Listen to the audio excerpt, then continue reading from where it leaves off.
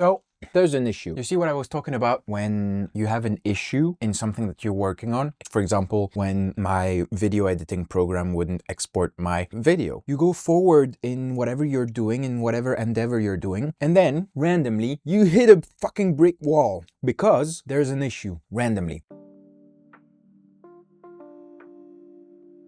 Now, generally, these issues, I resolve them, or I find a way to resolve them. Or a lot of the times, I don't know what happened and they get resolved by themselves.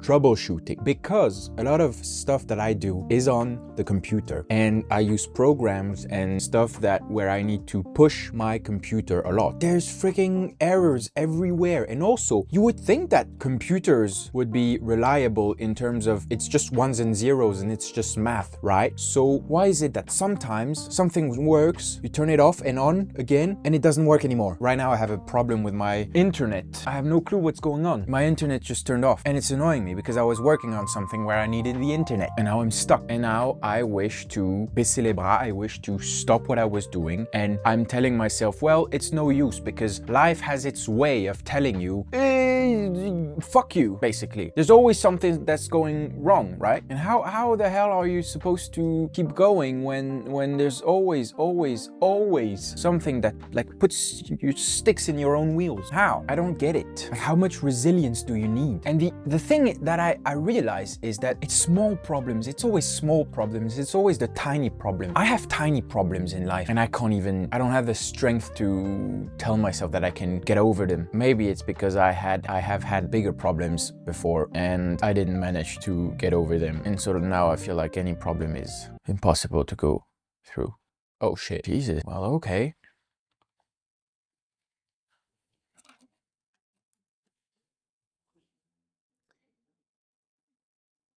I think it's working now. Just reset my Wi-Fi. But why did it happen?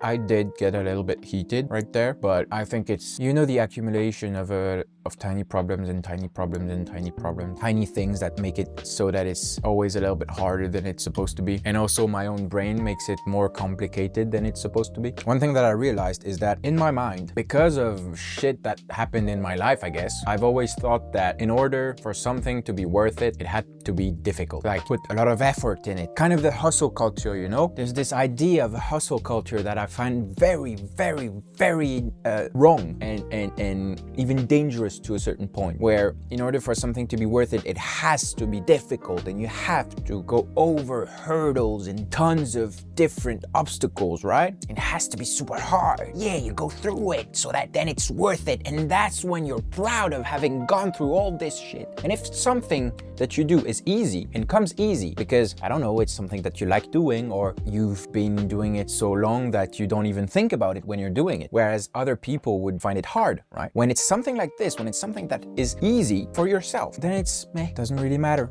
I don't realize what I've done, you know? I don't realize what's been done. I don't realize that I did it because it was easy. So why would you be proud of something that was just easy, where you didn't have to go through any complications to do it? So I guess what I'm getting at is that with all of these tiny issues all the time, and it has to be complicated, I also make things more complicated than they are for myself, torturing my own brain, like thinking too much about how complicated it's gonna be instead of doing. Kind of like when you do movies, there's the pre-production aspect of making a movie. Now, pre-production is when you prepare the movie and you have to think of all the things that you're gonna need. And a movie that goes well in terms of production, so when you're actually filming it, is a movie that has had a good pre-production and where everything has been thought of, all the different things that you need. So it can go from really logical things like which camera you're gonna use, which lens, what actor you're gonna need, but also how many extras, all the locations that you're gonna need. You're gonna need them at a certain point. You're gonna have to think also about, hey, you need to block off the circulation at some point, or you're gonna even thinking about how many coffees you're gonna need to make. Imagine you're shooting in a place where you cannot wear shoes inside. Then you have to think of, oh, maybe get some slippers for everybody on the crew, or little things for the shoes, you know, the plastic things that you put on the shoes so that you don't make the floor all disgusting and stuff. Random shit like this, right? I guess this is how my brain works. works. I pre-product every single thing. And when I say single thing, it's every single thing. I think ahead of time. Ooh, that was scary. I'm not waiting for anyone.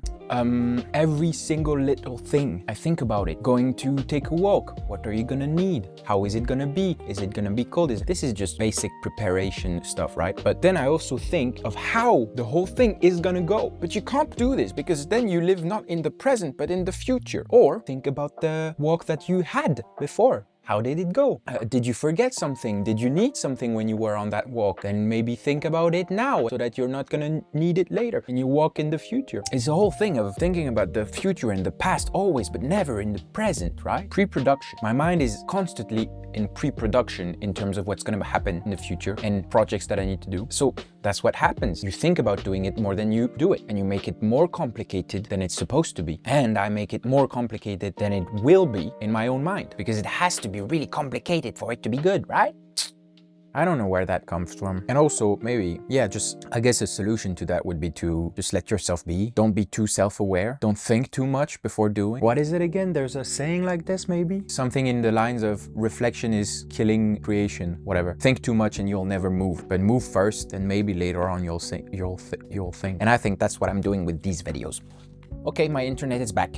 Another example of a little problem that there's no reason why it doesn't work, but it just doesn't work, and so now I'm annoyed. Printer. I've printed 5 pages of something, and now I wanted to print another one. It doesn't work anymore. Why is that? What happened? I did the 6 pages back to back to back, and that 6th one doesn't work. Why? I don't know. Take life how it is going, turn it off and on again, because for some reason that sometimes works. So I managed to print the thing. How did I do it? By printing it from my iPad. Why does my computer not work? Why does it? I don't get it. Stayed calm, we stayed cool, and we managed to print the thing. Maybe that's the lesson. Freaking find another solution. There's always a solution. I don't know. There's a morale in this somewhere. There's a moral in this somewhere. Morale? Moral? Why is there 2 different ways of saying it? I don't know. Well, bye.